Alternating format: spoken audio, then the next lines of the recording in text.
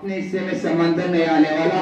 तू पुकारेगा तो ऐसे अल हरम आएंगे, तू पुकारेगा तो ऐसे अल हरम आएंगे, फट उड़ाते हुए नुसरत के अलम आएंगे। अब अबाविल कमानी में हम आएंगे, ये अलग बात की तादाद में कम आएंगे, ये अलग बात के तादाद में कम आएंगे। हमारे माशाअल्लाह, बहुत मुख्तसर वक्त में हिंदुस्तान की आज़ादी के जो मकासद थे और तशरीफ लाएं और आज़ादी के मौके पर नज़्म पेश करें। बेसहारों का बन के सहारा आ गया आमिना का दुलारा। बेसहारों का बन के सहारा आ गया आमिना का दुलारा। के डूबा सूरज उगा चांद टुकड़े हुआ, ये डूबा सूरज उगा चांद टुकड़े हुआ। संगरेज़ों ने भी उनका कलमा पढ़ा।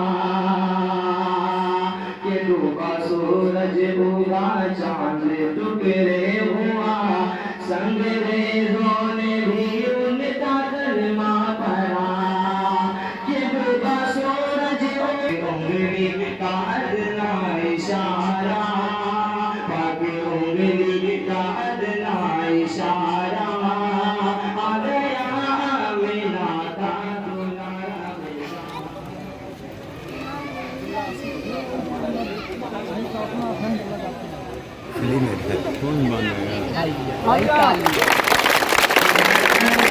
सारे जहां से अच्छा हिंदुस्तान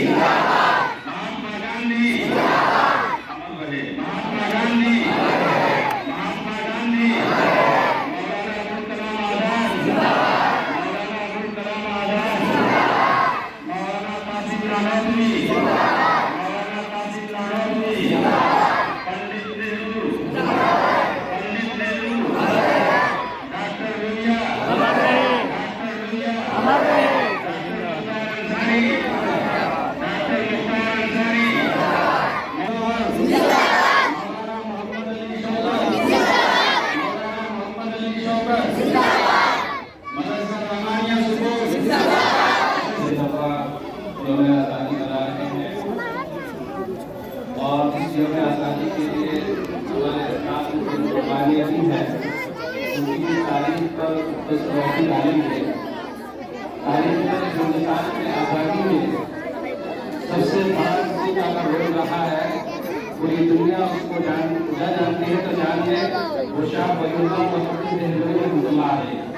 चूँकि सबसे पहला काम जो होता है वो इंसानी का काम होता है, अपराध को तैयार करने का काम होता है, शागिर्दों को तैयार करने का काम होता है। और उनकी विलायत जो है 1703 में होती है और वफात 1762 में होती है। और इन्होंने ही अपने बेटे अब्दुल अजीज रहमतुल्लाह अलैह को पैदा फरमाया और उनके पोते शाह इस्माइल शहीद रहमतुल्लाह अलैह के वजूद में आए। तो इन्होंने सबसे पहले जो है मौलाना शाह वलीउल्लाह मोहम्मद रहमतुल्लाह अलैह 1731 में उन्होंने शाह अफगानिस्तान को लिखा था। हमारे हिंदुस्तान में अंग्रेज कॉलेज हो चुके हैं और कब्जा कर रहे हैं, हमारी मदद कीजिए ताकि हम हिंदुस्तान से अंग्रेज को भगा सके। 1731 का ये वाकया है। उसके बाद ये चीज आगे बढ़ी है, जिसको आप लोगों ने सुना कि मुसल्लह और मुनज़्ज़म तरीके से हिंदुस्तान में सबसे पहली जंग अज़ीम फौजों के साथ जो लड़ी गई है, नवाब अली वज़ीर खान ने लड़ी है। और 53 और एक बाद 1754 में वो जंग आज़ादी लड़ी गई है। और उन्होंने जो अंग्रेजों की फौज जमा थी उसको भगाया। उसके बाद 1757 में उनके पोते नवासिर जो होते हैं नवाब सिराजुद्दौला उन्होंने जंग लड़ी और उसके बाद उनकी शहादत हुई मुर्शिदाबाद के अंदर। ये के लड़ाई के अंदर जुट जाते हैं। अगर उलमा की कुर्बानी न होती, उलमा की तैयारी न होती और उलमा का इस्तेमाल न होता, कहीं भी ये आबाद न होता। उसके बाद 1782 ईस्वी की बात लीजिए, हैदर अली खान जो बगदाद सल्तनत मैसूर के जो बादशाह थे, उसके बाद जो है 1799 में टीपू सुल्तान शहीद रहमतुल्लाह अलैह का वाक़या पेश आता है। इन लोगों ने हजारों जंगों के साथ, हजारों सिपाहियों के साथ, फौजों के साथ इन्होंने लड़ाइयाँ लड़ी। उसके बाद उन्होंने जामे शादपुर फरमाया और उन्होंने बहुत ही मशहूर जुमला कहा कि ईदा की 100 साल जिंदगी से बेहतर है कि शेर की एक दिन की जिंदगी हो। और उसके बाद उन्होंने जामे शादपुर नोश फरमाया। ये 1799 के वाक़या आता है।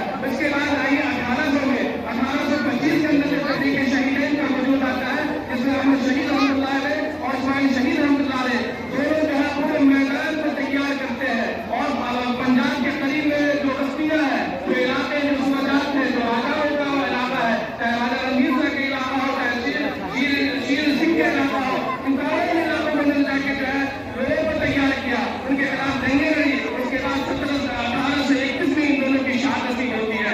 1831 के बाद इनकी शहादत के बाद जो है डायरेक्ट इन चीजों को उन्होंने साबित मिलते हैं। और उसके बाद जो है उन्हें मिलाकर की साबित पूरी और इनायत अली साबित पूरी, यहया अलीम साबित पूरी, उलामा अली साबित पूरी, ये पूरे उलमा साबित पूरी हाल है। और इन सब की लड़ाई की शहादत जो है 1857 तक पहले होती है। आज बहुत अफसोस के साथ बात कहना पड़ रहा है कि हम जंग आजादी की इब्तिदा शुरुआत 1857 से करते हैं। हालांकि असल लड़ाई जो होती है वो पहले बाहर की लड़ाई होती है, तैयारी की लड़ाई होती है, लोगों को तैयार करने की लड़ाई होती है। और ये सारे काम मुसलमानों ने अंजाम दिया। अब आगे वो लोग जो टॉप 10 हीरो ऑफ इंडिया कहलाते हैं, उनकी पैदाइश होती है, उन्हें पता चल जाएगा कि हिंदुस्तान की तारीख क्या कहती है और हकीकत क्या कहती है। सबसे पहले उनके पैदाइश 1875 में होती है। और आप जो है सेकंड नंबर पर जवाहरलाल नेहरू आते हैं।